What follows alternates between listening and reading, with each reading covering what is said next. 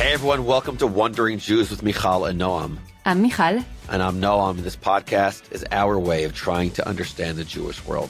We don't have it all figured out, but we love coming together to try to figure some big items out together. Our absolute favorite part is hearing from you, so please email us at WonderingJews@JewishUnpacked.com.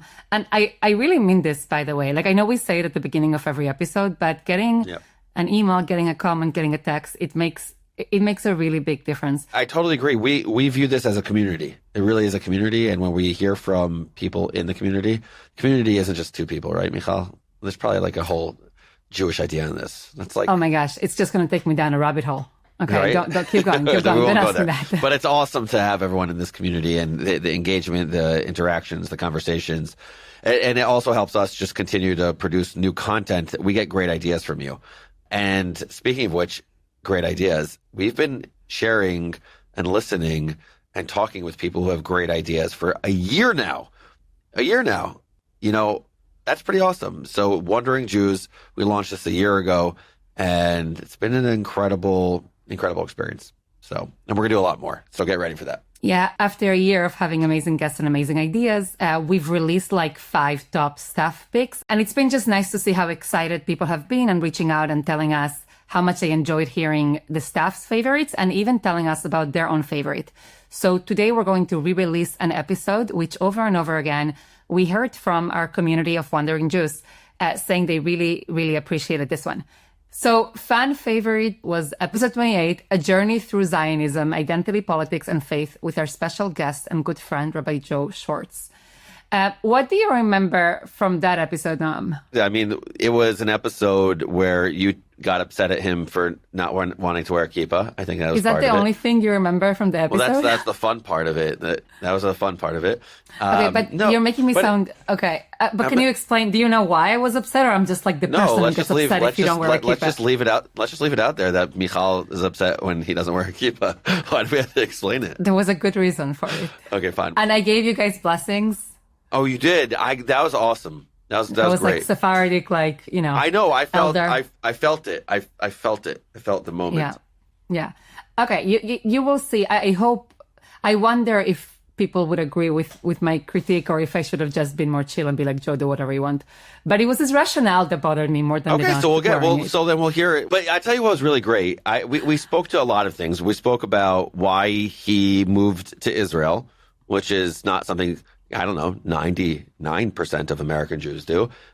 We spoke about Zionism and post-Zionism and some really controversial takes that he had and takes that I'm thinking about all the time, whether or not the concept of Zionism is done, it accomplished its goals, or there's something more to it now. And we spoke about also, whether it is, or like, I guess this is the context of you, of the kippah conversation, whether or not the United States of America is a safe place for Jewish people to be externally showing their Judaism, which is wearing a yarmulke, wearing a kippah, or wearing a Star of David, or wearing a chai necklace, or wearing whatever, something like that. So it's a really, really interesting conversation. But the other thing that Joe really raised for us to think about is the relationship between American Jews and Israel. Yeah. And the differences. So, for example, he explored whether, like, is Israel moving right and American Jews moving left? Has there been external forces that have been steeped in anti-Semitism that have contributed to the distancing? And I'll just say, Noam, we are recording this intro on January 30th. And, the first thing I did, and I'm sure so many American Jews did when I woke up this morning, was just, without even fully waking up, just open up my phone and see, did 3 hostages get released today? And just seeing the photos and videos of Agam, of Arbel, and of Gadi, who were released this morning. Yeah. So I'm thinking a lot about a lot of the intellectual conversations that we've had and can be having about the relationship between American Jews and Israel, and also just the lived experience that I think for many of us, like, I don't think about what happened in Israel this morning as an Israeli experience. I think of it very much as a Jewish experience. Right. So I was thinking about something else, though. There were also 5 Thai people who were released. Their names are Thena Pongsak, Satyen, I'm not going to pronounce it correctly, so my apologies, Satyen Suanakam, Sriun Wachara, Sithau Banawat, and Rumno Surasak. So I might have totally mispronounced that. Yeah. But they were also released. They were also hostages, and they were also kidnapped, humiliated, and kept away from their families and scared the living daylights out of their families. That's another part of the story as well. So, yes, 3 Jewish Israelis and 5 Thais.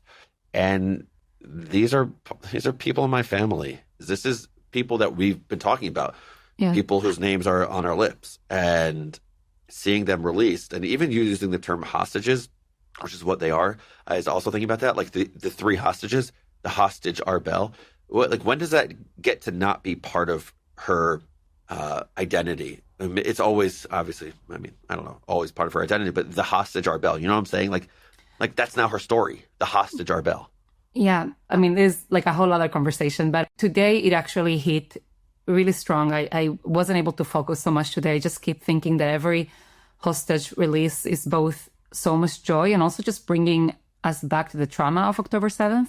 And and it's interesting, I think, for me to think about the big conversations we had with Joe about the distance and lack of distance between American Jews and Israel, and to know that at least, I don't have survey data on this, but at least in many of the circles that I'm in, these are our hostages, and they are part and parcel of our family. All right. Anyway, check out this episode, everyone. It's good stuff. Joe's the man. Whether or not he wears a kippah. Rabbi Joe Schwartz is the director of Makom, the Israel Education Laboratory of the Jewish Agency, which seeks to strengthen the bonds between world Jewry and Israel through bold, deep, and engaging educational initiatives. Prior to joining Makom, Joe launched his own venture, IDRA, which aimed to bring Jews together through culture, learning, and food. Before this, he was a congregational rabbi. He wrote curricula and taught for diverse audiences. And before this, he was a litigator at a firm in New York City. Joe and his family live in Tel Aviv. I'll just add here that I knew you, Joe, before you moved to Tel Aviv when you were in New York. So part of what I know of you is your story of not just working in the relationship between American Jews and Israel, but just exemplifying that move from America to Israel. So you're also kind of my therapist. That whole process that I went through, you were a sole partner during all of that as we, passed messages to each other under the wall. Well, that's I didn't know that, so now I do know. We're learning a whole bunch of new things here. So I'm going to break into this love fest, and I'm going to Joe. We're going to have a serious conversation. That's what we do at our dinner table together with me and Mijal. But we like to start with a listener question, and I think it's very timely. And the question is about the Olympics. If you had to compete in the Olympics in anything, it could be a sport, could be chess. Is chess a sport? I don't know. But it could be chess, it could be bowling, whatever. What would you choose? Separately, my mind starts traveling here. What's the deal with Israelis when they go to the Olympics, and it's I feel like they're always competing in windsurfing or it's such a all of a sudden all of the Jewish people across the world are the biggest windsurfing fans. But anyway, but what would you choose, Joe? First, I want to just say I didn't get an opportunity to thank you. You didn't welcome me formally. Thank you for having me on the podcast. It's like leaping into a conversation that I want to get involved in anyway. So it's a real pleasure to sit with you too. I am definitely the least athletic person probably on this podcast. I was the guy chosen last in gym class who was scared of the horse that we had to leap over. Is being chosen last for, pick up kickball at an event at the Olympics. I would kill with that. God. That's amazing. Mijal, tell Joe all about your kickball prowess. Tell him. No, not happening here. I would probably be in the chosen last team. I think at the Olympics, I would love to be a judge. Is that like a sport? Can I do that? Can I just judge everyone? Of course. Thank you, Noam. Noam, you would have a food eating competition if they had that. Is that better? I think it's a great call. Thank you. I take that as a compliment. How many hot dogs could I eat in 10 minutes? I don't know, 8, 10. But anyway, can I tell you what I would do? You would not win with that. That is a very low net. That's not good enough. The question's not whether I would win. The question is what I'd compete in. You would not qualify with that. That's true also. But let me tell you the sport I'd want to play, and I love that this became an Olympic sport. I think it became an Olympic sport. I would want to play through. You know, there's now 3-on-3 basketball in the Olympics. Wow. By the way, this me, you, Mijal, the three of us would be an amazing team. An amazing team. That's right. We would do it. Let's just appreciate for a moment that out of this crooked timber of Judaism was born a nation that does, in fact, compete at the Olympics. I don't even know how that's possible.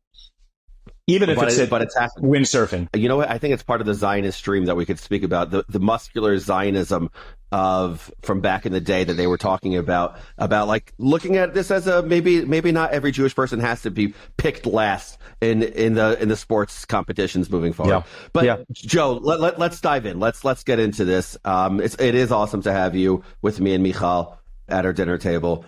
Like Mijal said, your name was one of the first, and it always comes up of people that we want to talk to about big Jewish ideas. Like, give us a minute on what it's like to work at Makom, and how does working at Makom inform how you think about the relationship between Israel and world Jewry? Yeah, so Makom was born in the Jewish Agency about 20 years ago.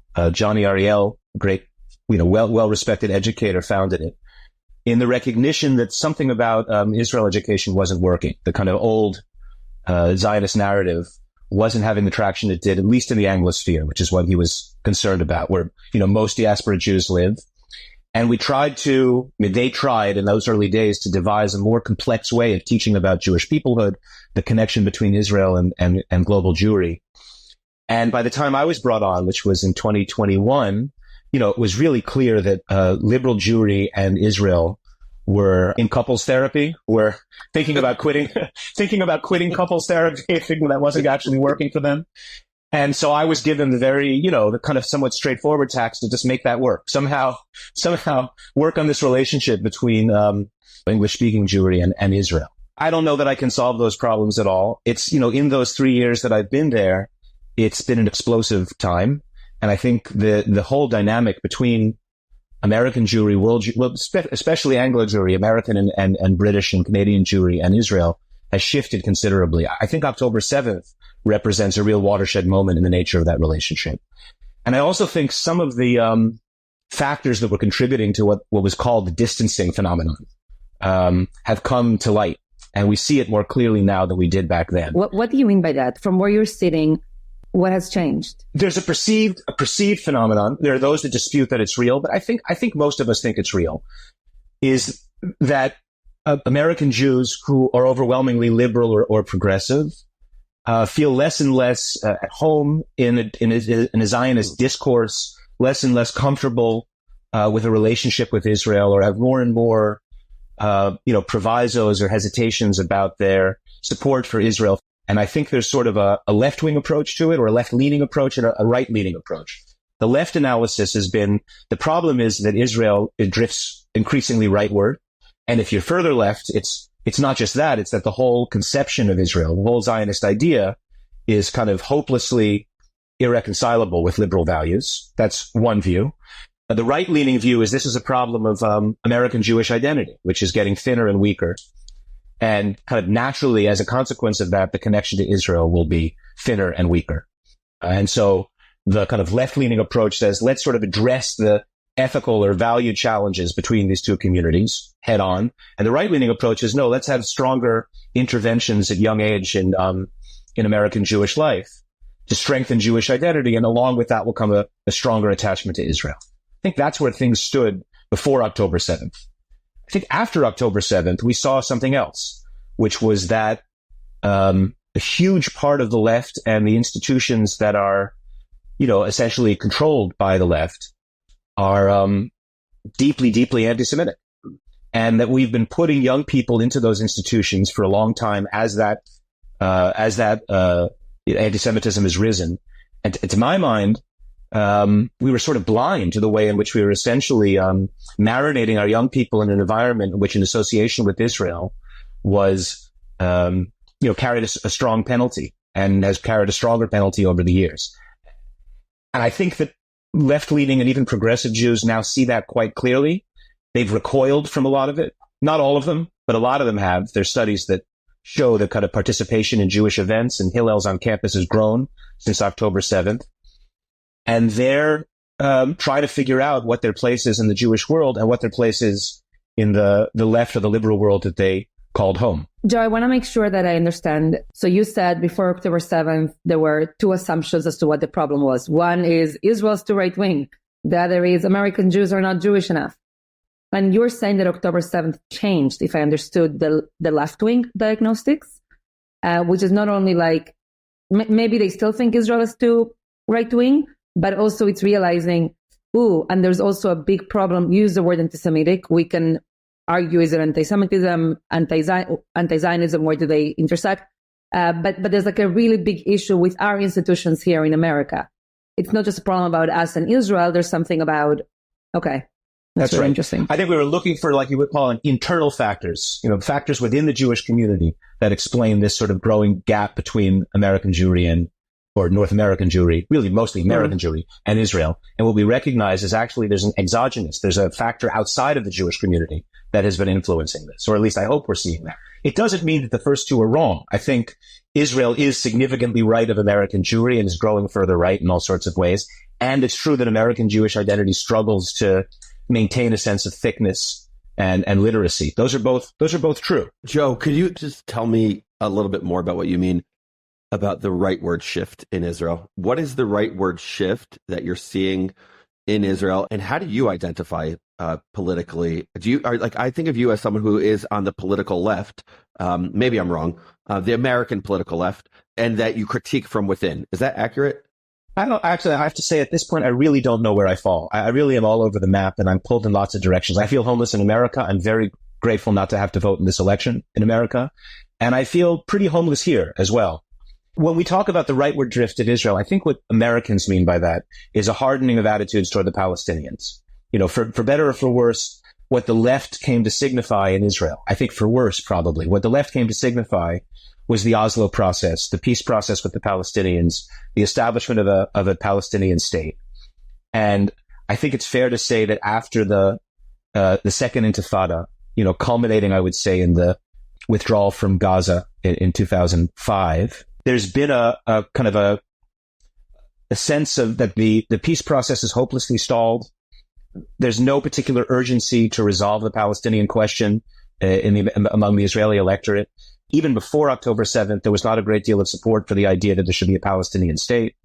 The rise of parties that say explicitly that they're opposed to there ever being one, which was just, this was just voted on in the Knesset recently, or those that would, that openly advocate for the annexation of all the territories and even the expulsion of the Arabs that live there. That's what I mean by the rightward drift. So I'm traveling here, but how do you connect 80% of American Jewry who do identify with values that are at odds with that, with the Israeli world that is moving towards that? Is that Sisyphean in the extreme? Like, what's the goal? Yeah. Like, how do you connect them then? Well, I think one problem is that the centering of the Palestinian issue, the making that the be all and the end all of political morality and of a relationship with Israel is a problem for lots of reasons. I think the primary reason is that some of the relationship with the Palestinians is within Israeli control. A lot of it is not. I mean, the Palestinians are an independent group of people that, don't do our bidding. They do as they will. And to sort of place our relationship entirely on the basis of something that's not in our control, I think is a mistake. I also think, and this is my own political view, I think increasingly, and we can blame ourselves for this, but increasingly it's clear that the idea that there'll be two peaceful states living side by side is not on the Palestinian agenda right now. We may get there again, but right now the discourse has moved in a really maximalist way. And the hope is for the dissolution of Israel in the most benign form, the creation of some sort of a confederation or a single state. But there's also a really hard-edged, quote unquote decolonial narrative, which fantasizes of driving the Jews out of Israel. If that's the majority, more than majority, the super majority view within Palestinian society, we're not going to have a Palestinian state anytime soon. And we have to somehow have a relationship among the Jews without it turning on the creation of something that's not possible. Right. I also think there's a bit of an American thing here, which is the view that all problems have solutions. It's deeply in the American character. If there's a problem, we must be able to solve it. It's not clear to me that every problem has a solution. And particularly this problem really may not have a solution. And we need to somehow be able to face that and not, again, have everything turn on the implementation of a solution that may not be forthcoming. Joe, it's so funny because right now you spoke about this like American characteristic a little bit as if it's something outside of you. And before you were speaking about feeling politically homeless in America and in Israel. And you're also like a bridge trying to connect between America and Israel and not fully at home in either. And now I get why we're doing therapy here right now. But I'm actually curious, what made you pick up your life, in America, living comfortably in Brooklyn with your family, decide to make Aliyah? How did the Aliyah process change or affect the way that you think about this relationship? It's in some sense, I'm a cliche. I grew up on the Upper West Side to two Jewish parents. I was somewhere between Reform and conservative. I went to, public schools and private schools and Columbia and so on. I suppose what's always been a little bit unusual about me is, first of all, having a deep sense of Jewishness that comes from living in this thickly Jewish space, but being largely ignorant of what that means. And I tried to put flesh on the bones of my Jewish identity in college. Primarily by coming to Israel for the first time and learning Hebrew. I figured if I could be literate in this language, which was the Jewish language, I'd be the master of my own Jewish identity. My personal culture hero is Gershom Scholem, and that's very much the process that Gershom Scholem took. He grew up in a very assimilated German home. Can you tell folks who he was? Yeah. Tell me. Yeah. Tell me. Yeah. Tell me about Gershom Scholem. Gershom Scholem sort of created the academic study of Kabbalah. And he's, again, sort of like the most unlikeliest of people to do that. He grew up Gerhard Scholem in Germany, in a very assimilated German family. But at a young age, he was a genius.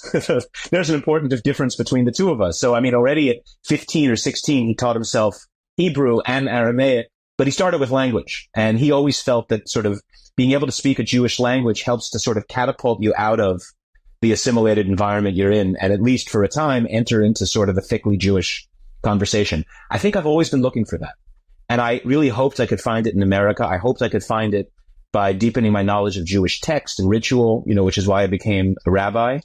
And I suppose, to make a long story very short, in 2020, which to me is a really watershed moment in American history and in American Jewish history, what became clear to me was that I didn't have a lot of fellow travelers for what I was looking for in America. A kind of as I said, like a thick Jewish identity that wasn't apologetic, that wasn't trying to curry favor, that was interested in sort of Jewish concepts, Jewish ways of making sense of the world. And what I saw in the summer of 2020 in particular, with this, to me, this sort of widespread embrace of Black Lives Matter in particular, which 5 years earlier had announced very clearly that they saw the two great evils in the world to be America and Israel, which they wrote in their platform. When I saw my friends and colleagues kind of embracing that movement, I really worried. I thought this is a bad omen for where things are headed. That was one thing. There was a much more sort of practical thing, which was that there were very, very severe COVID shutdowns in Brooklyn. And my eldest son was then in first grade and was really emotionally suffering from being isolated. And schools for young kids were open in Israel. And so we kind of took the opportunity to do a trial run here and see how it went. And it turned out to be a fantastic decision. I also have to thank my wife, who's a real Israelophile, and said, she basically thought there are two choices in this world. There's Brooklyn or there's Tel Aviv. And so we went to option number 2. That's awesome. So what does your Zionism look like, Joe? What does it mean to be a Zionist for you? Well, first of all, I wouldn't put Zionist front and center for what I am. Wait, this is so interesting. I've been speaking to so many people recently. I recently traveled to Israel, and every time I ask people, are you a Zionist or what does it mean to be a Zionist? I get like this different answer of, well, yeah, let me give you a preface. What do you say? Like, well, I think in some ways Zionism is a diaspora ideology. Zionism is a way in which diaspora Jews have a relationship to a set of questions that don't really arise, I think, in Israel. I think in Israel, it sort of goes unspoken that we have a state here, our people live here, we have a right to be here. Kind of arguing for those things feel like you're arguing for premises that have been, demonstrated long ago. I also just personally, I'm really fascinated by Israel. I mean, I remain endlessly fascinated by it as this sort of strange petri dish of what happens when all the Jews in the world come together and try to create not a theoretical state, an actual state in the actual land of Israel. To say, you know, I support a particular ideology about that is a little dull. It's dull compared to the reality of Israel, right? Which is so much more complex than a kind of a Herzlian or even like a Chada Ami or any of these kind of, you know, ideologies. I'll just add here, Joe. I think Zionism as an ideology is part of what I think it can actually be an issue. I think there's something about when it becomes like a set of abstract principles as opposed to part and parcel of like a thick Judaism. Like, yeah, I'm Jewish. I come with this history. I have a relationship with this land and with these people, and I care for their well-being, and I'm connected to them. Anyway, so I'm just agreeing with you, Joe, that there's something there with. I think that's right. I also think, you know, I think the post-Zionists make really important points that I don't want to just dismiss out of hand. I think. Aren't you post-Zionist? I think I might be. I'm not. I mean, that's a very loaded term. I guess what I mean is that, you know, when you see it in the flesh, Zionism as an ideology can be quite crude. You know, it can say things like, we're in favor of, you know, negating the diaspora altogether, or anyone that doesn't live in Israel is betraying their, you know, some sort of deep Jewish identity, or, you know, there's this kind of statist ideology, you know, which really kind of almost reveres the government or the military. All of that, to me, belongs to a different era.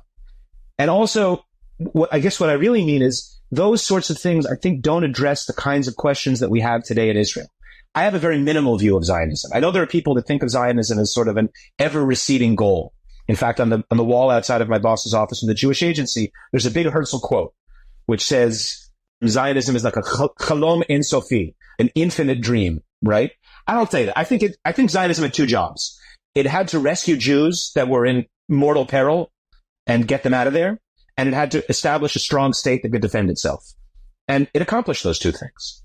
I think with those things being accomplished, to my mind, Zionism is over, and now we need new kinds of thinking to address the kinds of problems we're facing. I think a lot about the Arab minority in Israel, who is eager, I think, for the most part, eager to have a sense of real belonging in Israel, but are prevented by, to some degree, the Zionist character of the state.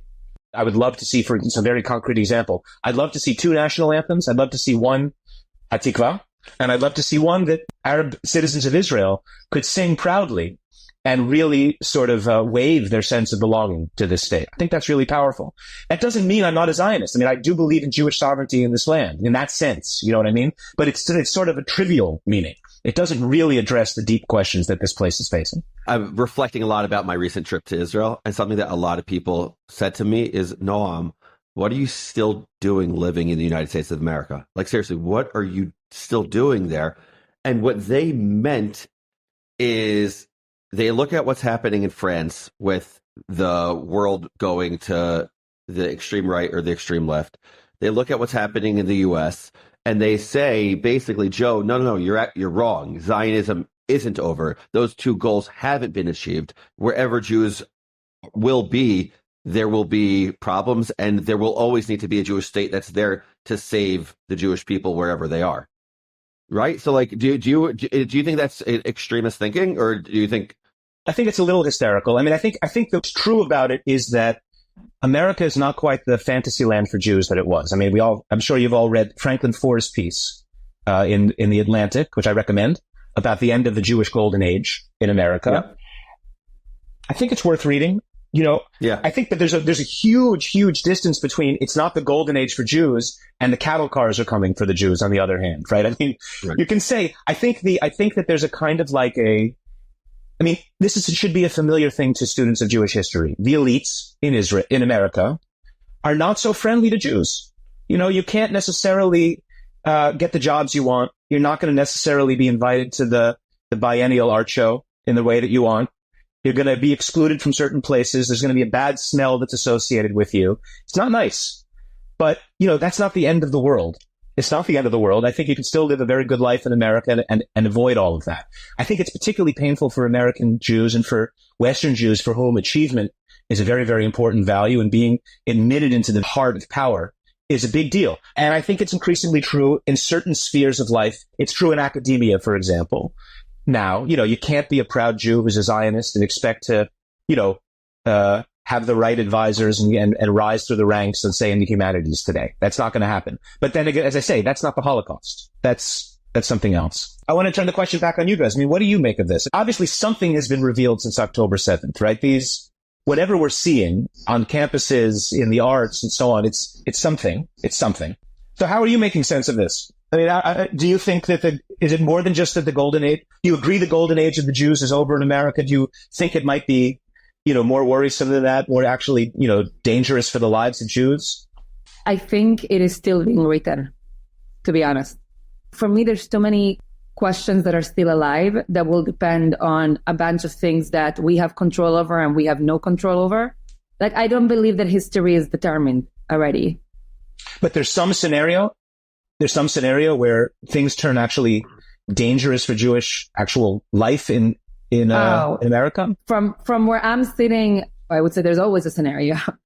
And part of living with Jewish history is this having to constantly look around you. I don't mean to sound so dark right now, but there's also a scenario where, God forbid, Israel betrays its own mission of keeping Jews safe. A lot of October 7th has been like, wake up, you are assuming things that are not true. So I'm not saying we need to be alarmist, but we can never preclude the possibility of things getting worse and things getting better. And part of it for me, and I felt this very strongly since October 7th, I feel like there is a civilizational battle happening around the world, not just with Jews in Israel, but there's like empires and countries fighting each other. We are caught up in a lot of it. And I think we need to have a little bit of that mindset that our actions matter.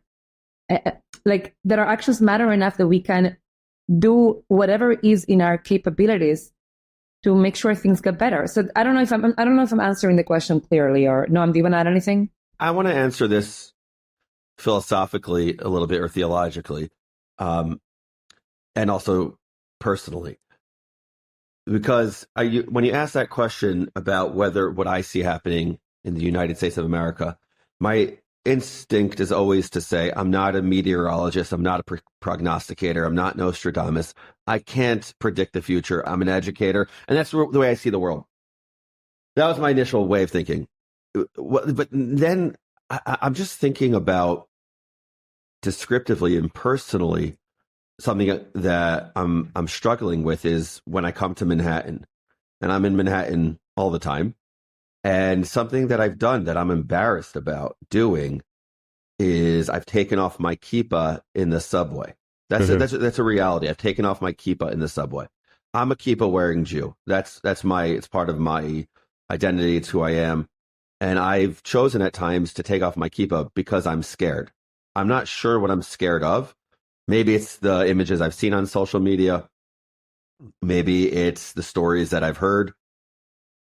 But I'm scared. And the way I view that is the United States of America should be ashamed of itself for making me feel that way after years of never feeling that way. That's the personal. The philosophical, theological, which guides me, and when I put my kippah right back on every single time, is when I think of the Lubavitcher Rebbe of blessed memory and Rabbi Jonathan Sachs of blessed memory. Rabbi Sachs said, non-Jews respect Jews who deeply respect and embrace their own Judaism. Meaning, be who you are and you'll be good. You'll be good. Just be who you are. Don't be afraid. And the Lubavitcher Rebbe said, quoting from his ancestors, this concept called lichatchila ariber. Have either of you heard of this? Lichatchila ariber? Okay. It's this Chabad concept that basically says whenever there's a problem, you don't go around it, you don't tiptoe around it, you jump over it. You go right through. You don't do it a little bit, and that's why you see Chabad on the streets of New York or Israel. You like it, whether you like it or not. They'll wake you up on a flight to Israel, tap you on your shoulder, have you put on tefillin yet? Right? Like it's like crazy in some ways, but it's also incredibly inspiring that they are who they are, and they're fine. They're good. Yeah. So I don't know in terms of like Mijal was saying, like you were saying, like we're writing our own history. I'm wondering if we use those ideas from Rabbi Sachs of the Lubavitcher Rebbe, and we embrace our own identity and we don't act scared, we don't feel scared, might that be a way to not actually be scared, and we could create that positive, self-fulfilling prophecy? I think even if it doesn't work, it's better to go down with dignity, I suppose, is the way that that's how I would kind of paraphrase maybe the Lubavitcher Rebbe in that way. When I'm in Europe, I don't wear a kippah anymore, but I did. And in Europe, I always took it off precisely for that fear. Who knew what's going to come up behind you to smash you in the head? But I think there's a deeper, kind of like a spiritual taking off of the kippah, the inner sense of sort of, I'm going to remove parts of myself that will interfere with my safety or my acceptance. And I think that's a terrible mistake, And I think it's very, very deep in diaspora consciousness. I guess in that way, I share some of the critiques of early Zionists. And I really think that teaching spine, teaching self-respect, teaching the ability to stand up for yourself, even if it doesn't work, even if it doesn't get you more accepted, to recognize that it's more important to stand tall than to be accepted. I agree with you profoundly that that's really important. Joe, why don't you just said you don't wear kippah anymore? Why don't you wear kippah anymore? It felt to me like a little bit of false advertising. You know, I think at the end of the day, what does that even mean, Joe? Honestly, Mijal, I was briefly a shul rabbi, and one day, some French Jews came in. I assume they were North African of some sort. And this very, very sweet, middle-aged, French woman who had pretty good Hebrew, no English at all, begged me to give her a bracha, right? And she insisted that I take her down to the bima. You know, we were having kiddush upstairs. I had to take her down to the bima and give her some sort of bracha, because she had a notion that a rabbi has the ability to bless, you know? And I didn't know what to do with myself. I mean, I think I said, or something like that. But I felt like a phony. You should be blessed. Right. I felt like a phony. I mean, I felt like the Wizard of Oz at that moment. You know, my beliefs didn't coincide with her beliefs. I am not a wonder worker. I have no ability to bless. I don't share any of those premises. And I felt like I was misleading this poor woman by holding myself out as a rabbi. That was a kind of a guilty conscience that I had. Wait, Joe. I want to say, we want What? This is the most controversial thing you said. You just stepped into something with us. Yeah, I don't know what to do with you, Joe. I'm sorry, guys. Wait, let me tell you one story that maybe makes you feel better. The former head of the yeshiva of Har Etzion in Gush is a man by the name of Rabbi Yehuda Amital. And the story goes that when he was asked for a blessing from his student, he said to the student, "I'm not a Rebbe, and you're not an apple." Oh my gosh. Okay. All right. I really, really love Rabbi Amital of blessed memory. But Rabbi Amital kept his kippah on. I'm just saying, Joe. I understand. Okay. Two things. First of all, Joe, I'm hearing you almost concede to the expectations of others, as opposed to saying, this is what I believe in and I do it because of that, and whatever you might assume, good luck. There's so many assumptions people can make about me, and I'm like, okay, you assume whatever you want. The second thing I want to say to both of you, I did not realize that I was going to bring the Sephardic thing so many times here, but, okay, you do not need to be a Rebbe and you do not need to be an apple to give a blessing. Giving a blessing is someone coming and saying, like, wish some good upon me and show me some generosity of spirit about what you want to happen to me in the world. And that is it. And it is beautiful, by the way. And Joe, I want to bless you that God willing, that you will find. I am not wearing a kippah. But she is a spiritual leader. Very crudely. I was giving an example. Maybe a better example is I really do think, and I'm sorry for saying this, I'm going to offend people. I think wearing the kippah is saying that you bear the yoke of the commandments. I think that's what it means. That you see that the commandments are incumbent upon you and you bear that yoke. And, for all my love of the Jewish tradition and for all my, love of the Jewish people and maybe my love of God, that's a whole other conversation. You can help me with that conversation. I don't feel that if I daven mincha, for 6 months running, then maybe I'll put my kippah back on. But until I do that, it's false advertising. I just want to say, Joe, I think we need another conversation. In which I really want to teach both of you. No, I'm not off the hook. Why me? Well, how did I get myself in trouble here? I don't know. The apple comment really got to me. But that wasn't me.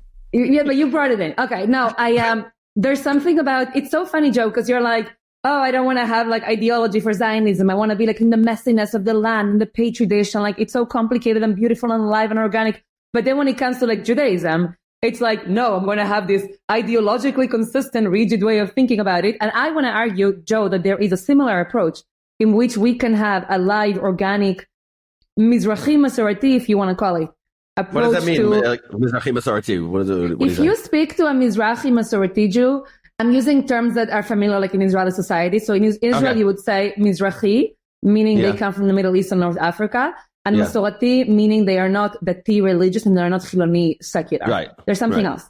So if you speak to a Masorati Mizrahi Jew, they will not have like a thesis statement for you as to why they wear a kippah, and they would not know when they last prayed to feel good about wearing it. They will just feel connected to the world of Jews who put on a kippah, or to the sense of reverence of what it means to wear it, and not anything else. No, but what you're talking about is, why don't I wear a piece of cloth on my head? I mean, I'm explaining the cloth piece. I feel all of those things. And I say many brachot, I say many blessings. And when I do say those blessings, I make sure to cover my head. I mean, Joe, I don't care that you don't wear a kippah. I care the reason that you don't wear the kippah. Okay, that's the only thing I'm saying. But what I'm saying, I'll go back to my culture hero, Gershom Scholem, right? I mean, Gershom Scholem also did not wear a kippah. He spent all his day engaged in the study of Jewish texts, not as a believing Jew. But toward the end of his life, he gave an amazing interview in which he said very clearly that Judaism without God is an empty shell. This is a man who was identified as secular his whole life. He was religious in his own way, and he felt that the kind of, the team logo that a kippah is, saying I belong to this particular team, didn't fit his expression of Jewishness. And I suppose that's how I sort of feel. I don't belong to that team. Yeah. Okay, so I want to... But Noam, before you answer, I just want to make sure that I clarify. I am very happy and content and respectful and excited for a whole host of choices and decisions. And Joe, this was just like a friendly conversation about the reasons that you were bringing. Just naming that. All right. Mijal, I'm giving you the last word anyway. No, I don't need the last word. I just need to say that. You can have the last word. No. But I in this conversation, I do not deserve it. No, Joe, you don't get it either. But Mijal, could you please give us the blessing to end this conversation? Oh gosh, I actually love blessings. I think they are. Okay. No, but we're listening, Joe. We're listening. Come on, man. I'm accepting it with reverence. Okay. No. Oh gosh. No, I think blessings are an expression of love, of just like seeing each other, like a real one. Yes. I have to think about it. You know what I mean? I think the blessing that I will give to, all right. I think the blessing that I would give to both of you is that you both in your own way express different journeys and different questions that feel alive and vibrant, and questions that will continue to be asked without having necessarily reaching the answer right away. And I want to bless you that God willing, continue to give you the ability to use those journeys in a way that are not just about you, but use them very generously to continue to impact other people and to welcome them in their own journeys, and hopefully make all of our journeys better. That's my blessing to you. Amen. Thank you. Thank you so much. Thank you guys for having me. What a pleasure. Yeah, so much fun having you, Joe. Joe, God willing, we'll see you. We'll see you soon. Thanks, Joe. Wondering Jews with Mijal and Noam is a production of Unpacked, a division of OpenDor Media. Subscribe to Wondering Jews wherever you're listening to this pod, and follow Unpacked at all the social media places. Just look for @JewishUnpacked. Most of all, be in touch. Write to us at WonderingJews @JewishUnpacked.com. That's WonderingJews, WonderingJews @JewishUnpacked.com. This episode was hosted by me, Michal Biton. And me, Noam Weissman. Hona Dodge is our researcher, Rob Pera is our audio editor, and we are produced by Rivka Stern.